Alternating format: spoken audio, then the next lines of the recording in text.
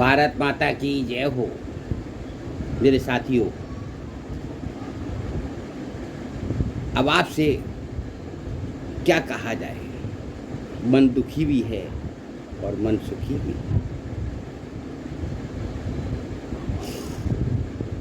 आज हम बात करते हैं बाबा साहब की। बाबा साहब ने कहा था संसद में कि कोई भी वस्तु कितनी भी अच्छी क्यों ना हो, उसको यूज करने वाले अगर सही हैं तो उसकी अहमियत है, उसकी वैल्यू है। अगर उसको यूज करने वाले सही हैं तो, और कोई भी वस्तु गलत क्यों ना हो, अगर उसको यूज करने वाले सही नहीं है तो वो बेकार है। कितनी अच्छी बात कही। बाबा साहब का कद और बढ़ जाए, हमें बड़ी खुशी हो, हमें कोई ऐतराज नहीं। लेकिन सर बी एन राव साहब को दबा दिया गया, कुचल दिया गया, छुपा दिया गया। इस बात का बड़ा दुख है।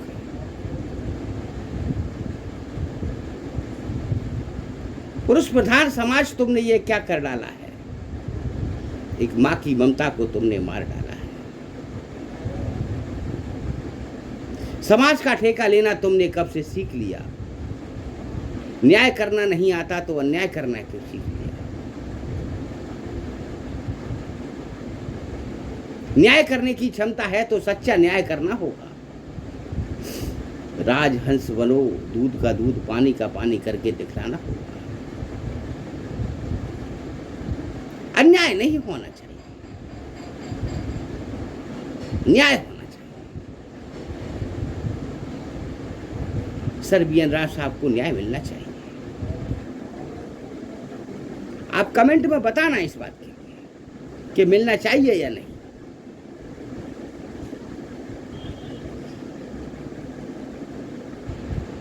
मैं कुछ लोगों की बात करता हूं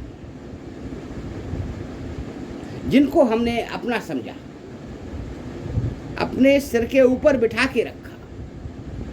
मैं ये नहीं कहता कि उन्होंने काम नहीं किया, बहुत कुछ काम किया, भारत के लिए बहुत कुछ किया। मैं ये नहीं कहता, मैं बुराई नहीं करता, लेकिन कुछ काम ऐसा किया जो कि सब काम बेकार कर दिया, गुड़ गोबर कर दिया।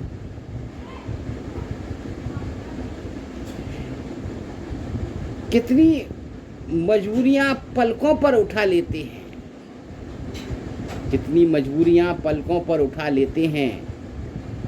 हम कहाँ रोते हैं, हालात रुला देते हैं। एक शेर सुना पढ़ा था हमने, लिखा हुआ देखा था। तो एक जरा सी बात पर बरसों के याराने गए। एक जरा सी बात पर बरसों के याराने गए, और लो चलो अच्छा हुआ कुछ लोग तो पहचाने गए। आपने वही काम किया, सब काम खराब कर दिया। उन्होंने मांगा था क्या कि आप राजा कर्ण बन गए।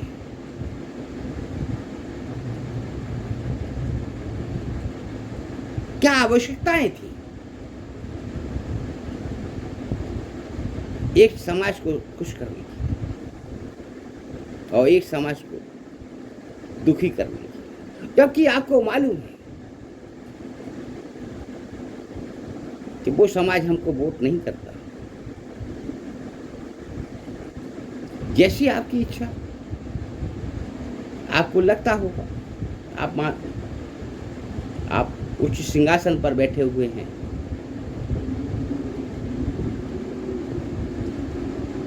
मैं अभी कुछ दिन पहली बात है, कुछ लोग एक हमारे उत्तर प्रदेश में एक कुंडा जिला है, विधानसभा क्षेत्र, वहाँ के विधायक हैं राजा भैया। उन्होंने मंच में सभा में एक बात कही कि जब तक सनातन जिंदा है, जब तक सनातन धर्म जिंदा है, तब तक संविधान है। समझने के लिए बात है ये, जब तक सनातन जिंदा है, जब तक संविधान है। लोगों ने क्या समझा कि राजा भैया सनातन से संविधान है, नहीं संविधान को फाड़ के फेंक दिया जाएगा। उन्होंने कहा था इस बात कि जब तक सनातन है तब तक ही संविधान है, जिस दिन सनातन खत्म हो जाएगा उस दिन संविधान अपने आप खत्म हो जाएगा, क्योंकि दूसरे लोग उसको तुरंत फाड़ के फेंक देंगे। सनातन की बदौलत ही संविधान है। लेकिन जो कुछ ना समझ लोग हैं, उन्होंने ये कहा समझ लिया है कि राजा भैया ने कहा संविधान को फाड़ कर फेंक देंगे। उस पर बवाल मचा हुआ है पूरे भारत के अंदर।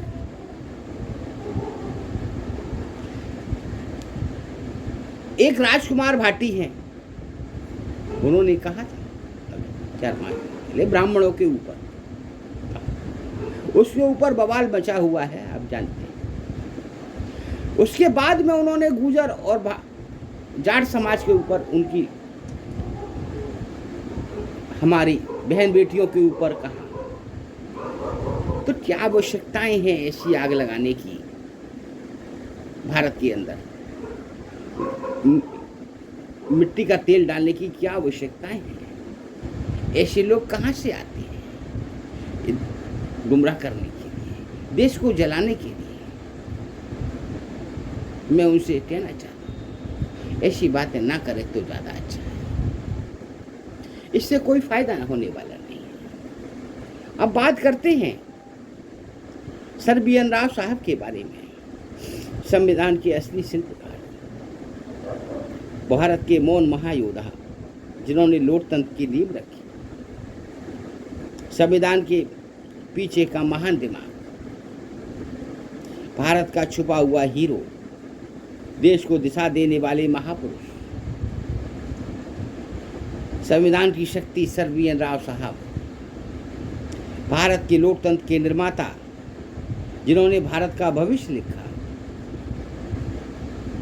संविधान का सच्चा प्रहरी। अगर ये ना होते तो संविधान कैसा होगा? इतिहास का अनसुना नायक, भारत के संविधान का गुप्त रहस्य, जिन्होंने आजाद भारत को कानून दिया, लोकतंत्र की नींव रखने वाले महापुरुष सर बी.एन. राव साहब को बार बार नमन करते हैं, बार बार नमन करते हैं। मैं बात कर रहा हूं संविधान के मौन शिल्पकार, विद्वान, न्यायप्रिय, दूरदर्शी व्यक्ति सर बी.एन. राव साहब। जब भारत स्वतंत्र हुआ तब देश के सामने सबसे बड़ा प्रश्न था, हम अपने राष्ट्र को किस नियम से चलाएंगे? कैसा होगा हमारे भारत का संविधान? उस समय केवल आजादी का उत्सव नहीं था, बल्कि जिम्मेदारी का महासागर भी था। ऐसे समय में सर बी.एन. राव साहब को संविधान सभा का सर्वोदनित सलाहकार नियुक्त किया गया। यह केवल एक पद नहीं था, यह भारत को आत्मा को शब्दों में ढालने का दायित्व था। और उनके महान कार्य, उन्होंने विश्व के प्रमुख देशों के संविधानों का गहन अध्ययन किया, लगभग 60 देशों का। ऐसा नहीं है कि 60 देशों का संविधान उन्होंने अध्ययन किया तो 60 देशों का संविधान उन्होंने यूज नहीं किया। यूज मात्र 10 संविधान किए। लेकिन अध्ययन 60 देशों का किया। अमेरिका का अधिकार संरक्षण, ब्रिटेन की संसदीय परंपरा, आयरलैंड का नीति निर्देशक तत्वों की अवधारणा, ऐसे लगभग 10 देश उन्होंने लिए, 50 को रिजेक्ट कर दिया। भारत का संविधान लिखने से पहले उन्होंने म्यांमार का संविधान लिखा। उनके प्रधानमंत्री के कहने पर बुलाया गया, तब उन्होंने म्यांमार का संविधान लिखा। संविधान लिखने से पहले वो जम्मू कश्मीर के प्रधानमंत्री रहे। संविधान लिखने से पहले वो अंतर्राष्ट्रीय जज रहे। उनको ज्ञान था, उनको नॉलेज थी, उनको तजुर्बा था। वो ऐसे ही नहीं थे।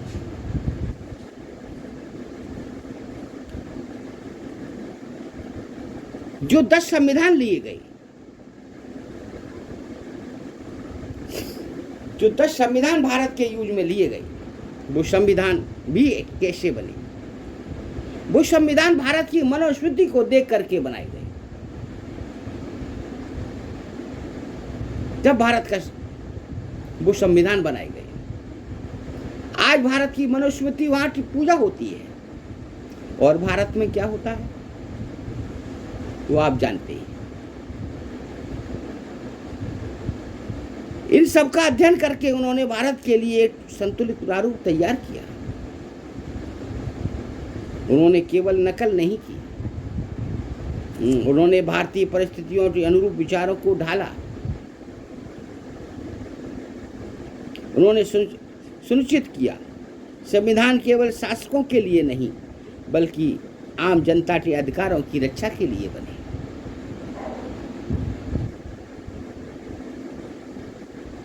उनका योगदान क्यों महान है?